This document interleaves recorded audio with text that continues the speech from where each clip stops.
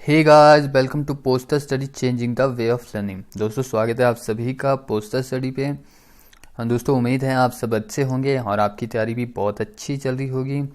और दोस्तों, जैसे कि आप सभी को पता है, जनवरी 2021 हमारा दोस्तों पोस्टमैन के एग्ज़ाम है, तो बहुत ही नियर है। ठीक है, तो जब इतना नियर है दोस्तों, तो आपको बहुत ज़्यादा तैयारी करने की ज़रूरत है और अच्छे से करिए। ठीक है, बहुत सा मटेरियल हमने ऑलरेडी आपको यूट्यूब पे डाला है, उसको देखिए आप। ठीक है, जिन्होंने हमारी क्लासेस को ली है वो तो दोस्तों अपने लिए बहुत ज़्यादा प्राउड फील कर रहे होंगे, क्योंकि उनको दोस्तों हमने बिल्कुल बेसिक लेवल से अच्छे से हर एक डाउट उनके क्लियर किए हैं।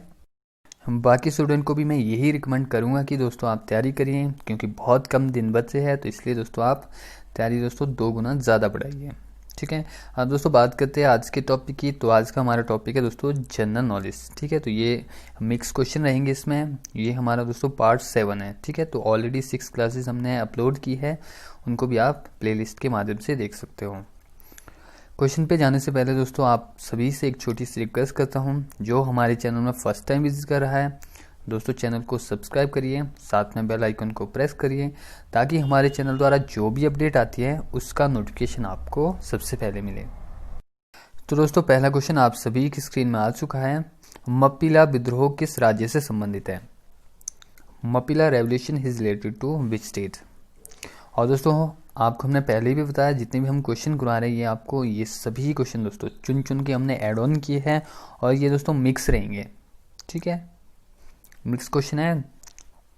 इंडियन फ्रीडम स्ट्रगल मूवमेंट से भी हो सकते हैं, ज्योग्राफी से भी होंगे इसमें। ठीक है, इंडियन कल्चर से भी होंगे।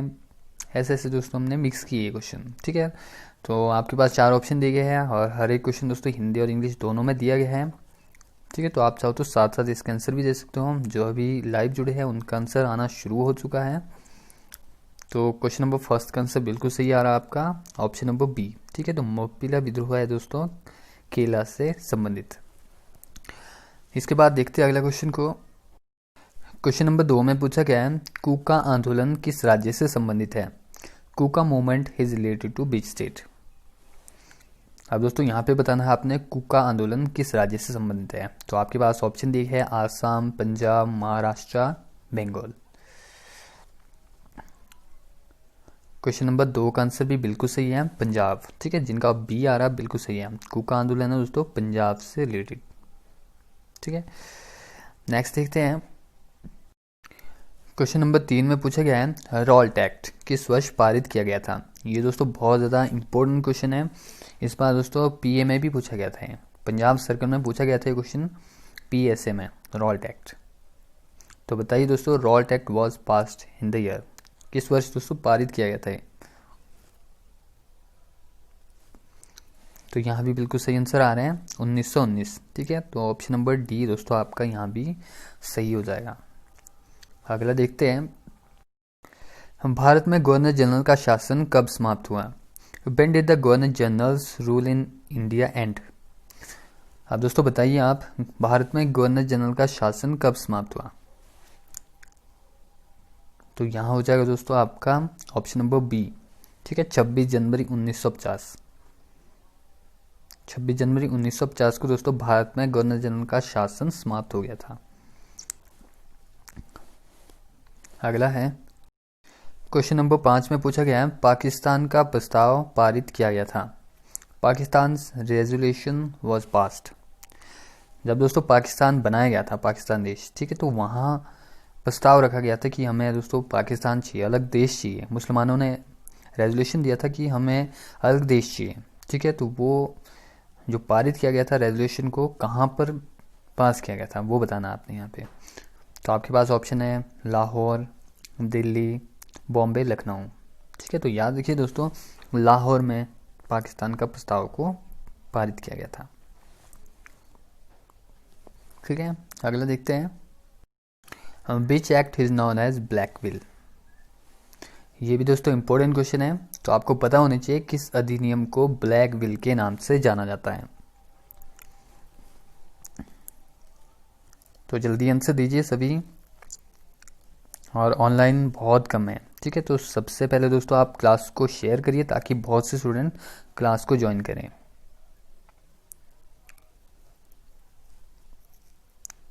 ब्लैक व्हेल के नाम से जाना जाता है रॉल्ट एक्ट को।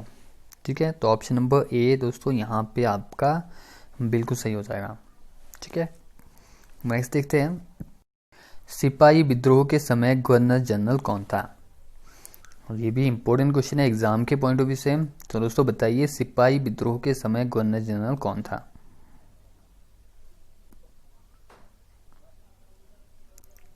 तो दोस्तों सिपाही विद्रोह के समय गवर्नर जनरल थे Lord Canning.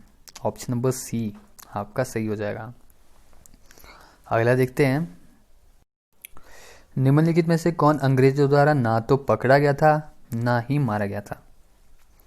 Who among the following was neither captured nor killed by the British? अब दोस्तों आपने बताना यहाँ पे 4 ऑप्शन में से ऐसे कौन थे ना तो दोस्तों अंग्रेजों द्वारा कैप्चर किया जा गया था उसको, ठीक है, कभी पकड़ा नहीं गया था और ना ही मारा गया था, ऐसा क्रांतिकारी आपने बताना है।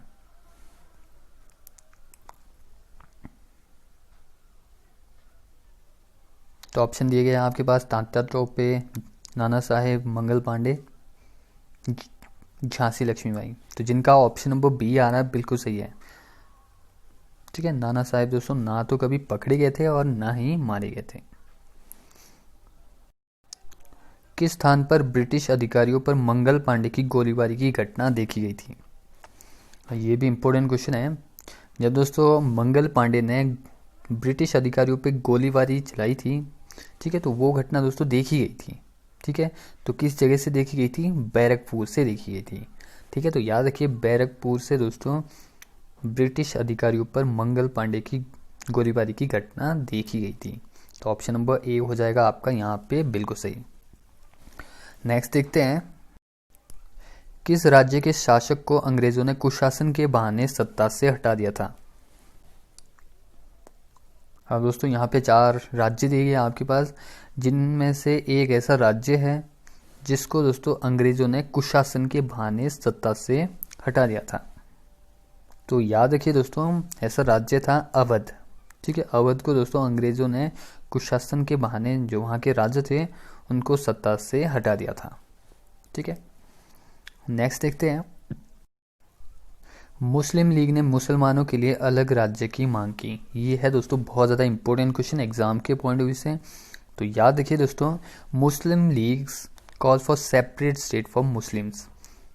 ठीक है, अलग राज्य की मांग कब की गई थी मुसलमानों के द्वारा कि हमें, जो जितने भी हम मुसलमान हैं, हमें अलग राज्य चाहिए। तो 1940 में ये मांग की गई थी। ठीक है, ऑप्शन नंबर सी यहाँ पे आपका सही हो जाएगा। नेक्स्ट है, भारतीय संविधान सभा की प्रारूप समिति के अध्यक्ष थे? Was the chairman of drafting committee of the Indian Constituent Assembly? हाँ दोस्तों बताना है chairman of the drafting committee.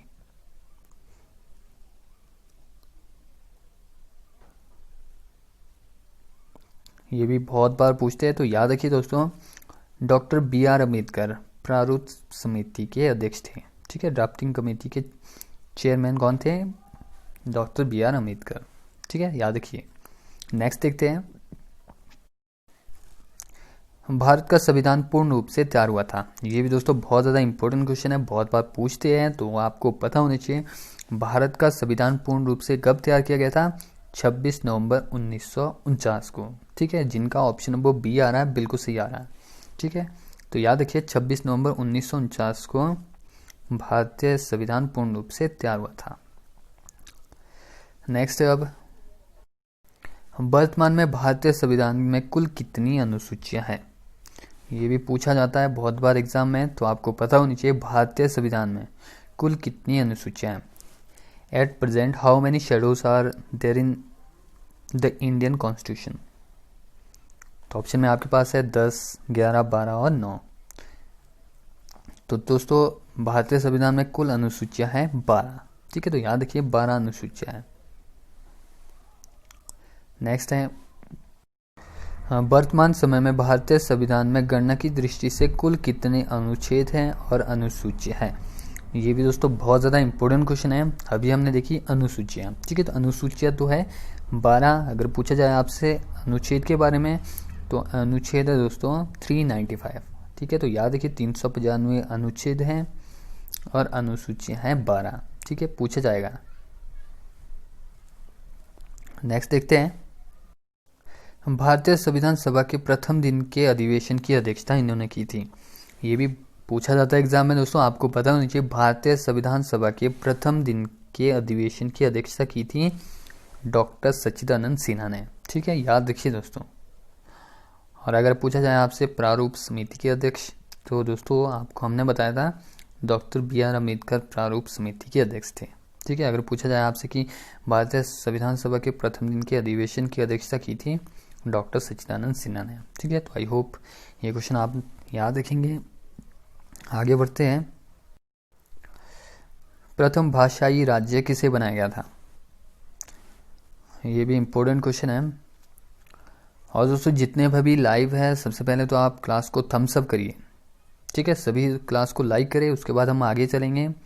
और जिन्होंने क्लास को लाइक कर लिया है वो कमेंट में बताएं कि सर हमने लाइक कर लिया है।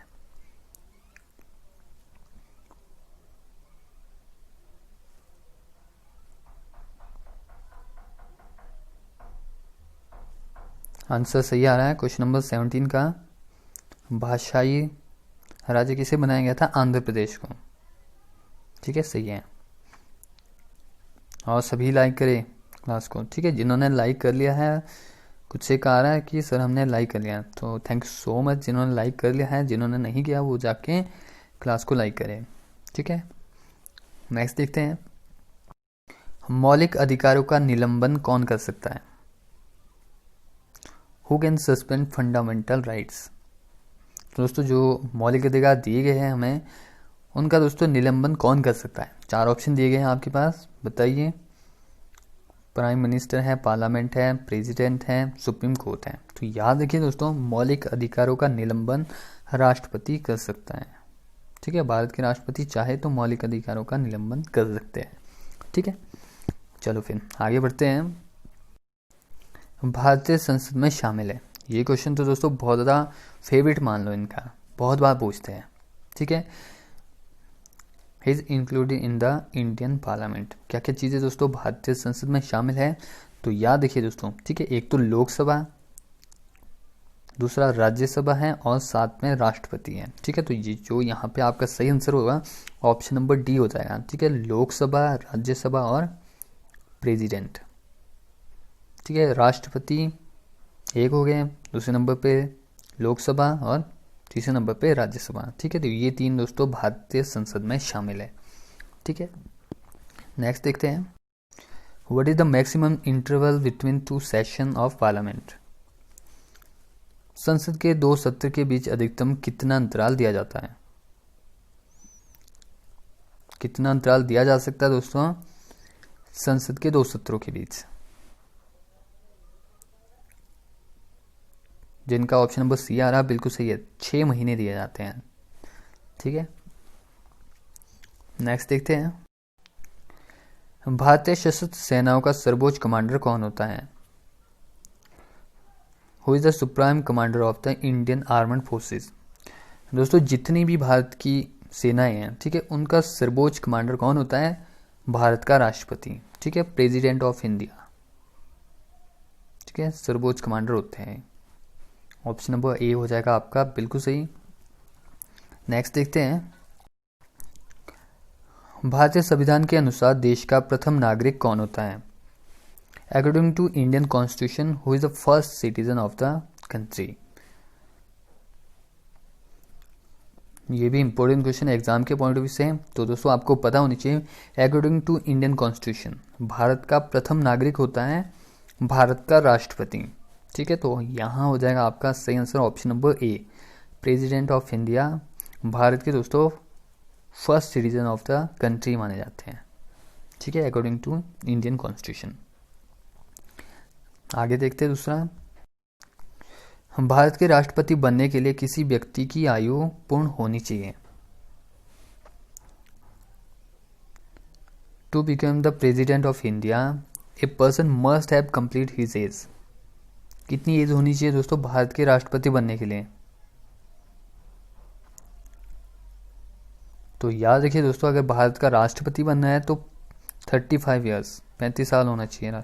एज, ठीक है। और साथ में वो राज्यसभा का सदस्य होना चाहिए और सिटीजन ऑफ इंडिया, भारत का नागरिक भी होना चाहिए, ठीक है। और अगर पूछा जाए आपसे राज्यसभा के सदस्य बनने की एज, तो 30 होती है, ठीक है। 30 वर्ष का होना चाहिए अगर आपने राज्यसभा का सदस्य बनना है।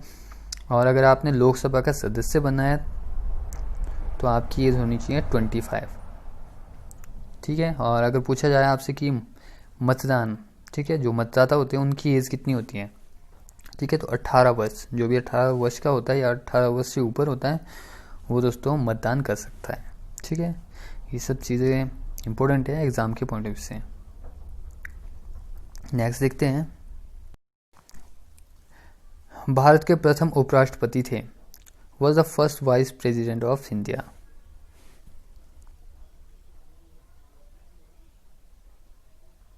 तो दोस्तों कौन थे भारत के प्रथम उपराष्ट्रपति?